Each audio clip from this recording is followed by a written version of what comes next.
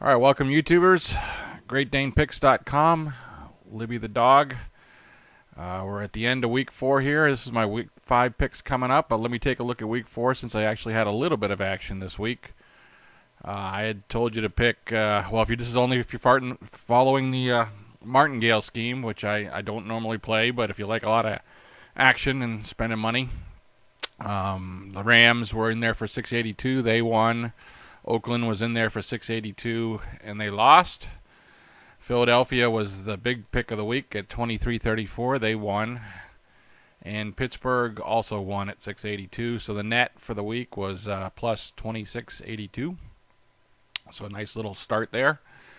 If you're at the 2000 fixed, you would have picked Philadelphia for a 2000, and they won, giving you 1818 roughly after the VIG, depending on what you got for payouts at your sports book. And Philadelphia was 1,000, just a 1x multiplier, just 1,000, and of course they would win the 909 at minus 110 odds. So that was my week. So everybody was up a little bit. Let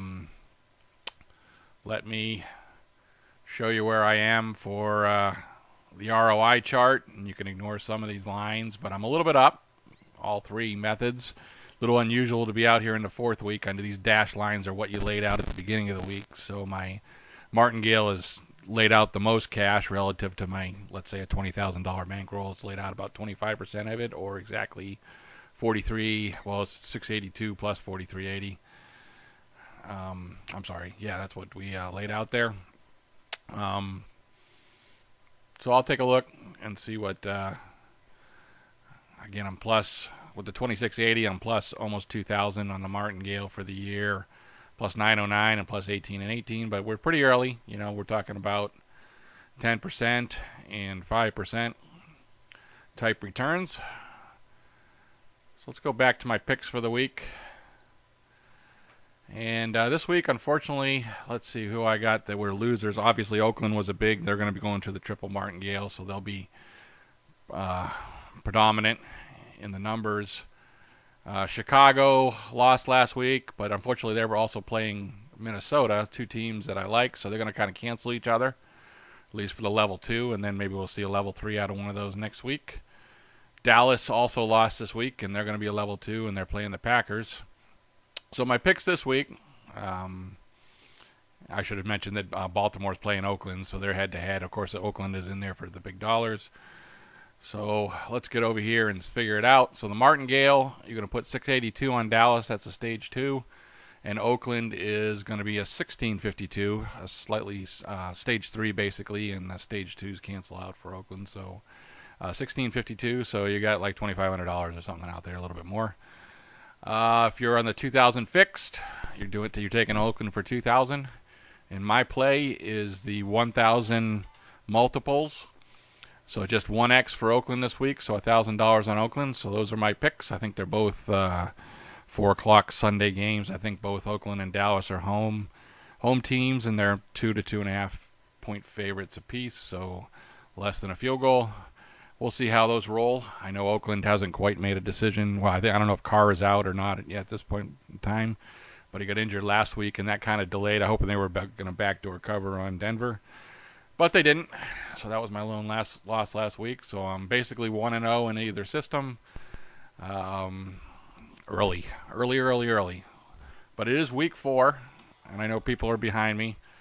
So let me recap the YouTube history, at least the people that I follow and look at.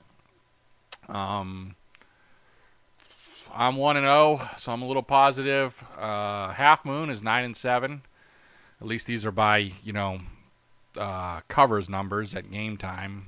So I know they pick earlier spreads and they do different things, but you don't always get those numbers. So I just went to and they're not always the covers numbers, so I just try to say something we can stick with and what we're at. That's my game.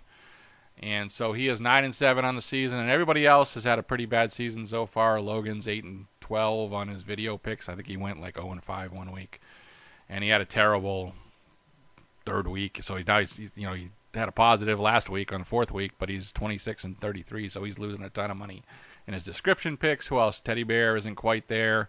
He's usually a decent picker. That's it for the decent pickers. Sports guy, he's doing a lot of teasers and stuff like that, but his ATS, as far as I can tell, is 9-10. So he's losing money. Gio is 8-8. And Gino had a terrible, I think he was 0-4 this week. So that's what got him to 6-10 instead of being 6-6, which was either one is losing money, but now he's losing a ton more money. What you see out here are my totals over X number of years. I know I've shown 3 years here, but some of these guys have gone back to 2013. And some of the people are not following anymore, but that with Logan being down a little bit, I'm the only one in the 200s per game. I'm the only one at 59%. So overall, over all those years. So yeah, keep following me, and good luck, everybody. All right, see you next week.